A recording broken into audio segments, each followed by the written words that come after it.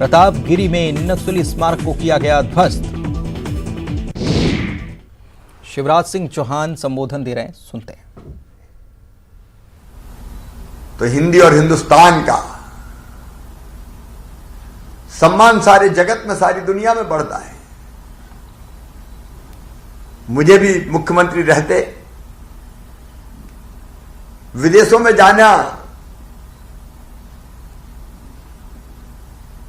अनेकों कार्यक्रमों के लिए जाना पड़ा। मैंने नहीं देखा कि अंग्रेजी में अगर आप नहीं बोलते तो कहीं कोई कमी है, बल्कि हम हिंदी में बोलते तो हमारी इज्जत बढ़ती है। जापान, जर्मनी, चीन, अगर आप अंग्रेजी में बोले तो उनके मन में एक अलग भाव आता है, ये तो अपनी भाषा में नहीं बोलते, अंग्रेजी के गुलाम है। लेकिन अंग्रेजी जहां की भाषा है, ब्रिटेन और अमेरिका जैसे देश, भावी जब हम अपनी भाषा में बोले तो उनकी नजरों में, उनकी दृष्टि में मैंने तो अपना सम्मान बढ़ते हुए देखा है। लेकिन देश में एक दिक्कत है, अंग्रेजी कैरियर की भाषा बन गई है।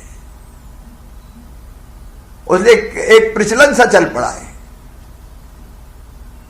कि अंग्रेजी नहीं सीखेंगे तो फिर कुछ बनेगा नहीं। मैं दावे से कह सकता हूं, जब चीन में चीनी भाषा में पढ़ाई हो सकती है, जर्मनी में जर्मन में पढ़ाई हो सकती है, जापान में जापानी में पढ़ाई हो सकती है, तो हिंदी में पढ़ाई क्यों नहीं हो सकती? जब मैं संसद का सदस्य था तो मैंने देखा कि हिंदी भाषी राज्य के सांसद अंग्रेजी में भाषण दे रहे थे, तो एक दूसरे सांसद ने उठकर कहा था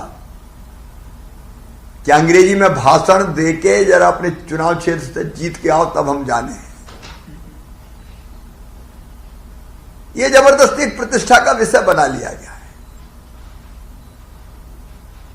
और इसलिए मध्य प्रदेश में हमने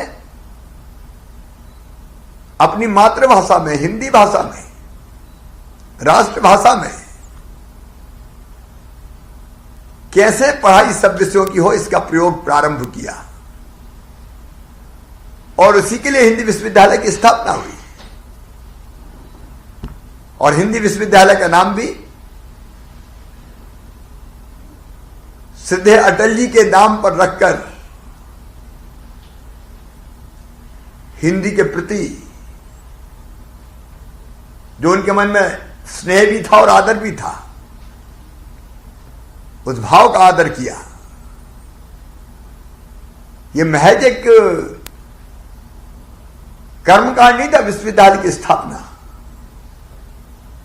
उसके पीछे एक सुविचारित सोच, हिंदी में कैसे सब विषयों की पढ़ाई हो।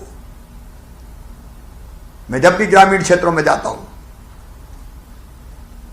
मैं देखता हूं बच्चे मेधावी है, प्रतिभाशाली है,